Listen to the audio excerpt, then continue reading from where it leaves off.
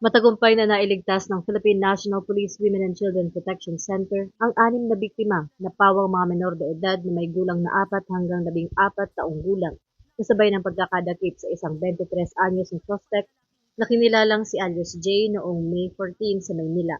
Isinagawa ang mabilis at koordinadong operasyon matapos mapatunayan ng kapulisan ang mga ulat mula sa Interpol at National Center for Missing and Exploited Children,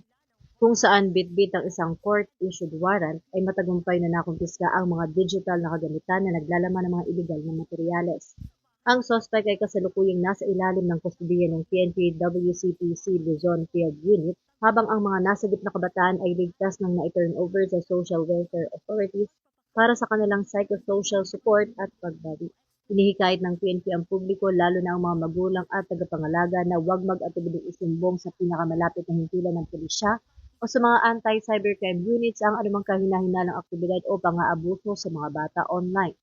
Sa pamamagitan ng patuloy na pakikipagtulungan at tiwala ng komunidad sa kanilang kapulisan, masisiguro ang isang ligtas at payapang kapaligiran kung saan mapoprotektahan ang kinabukasan ng bawat kabataang Pilipino.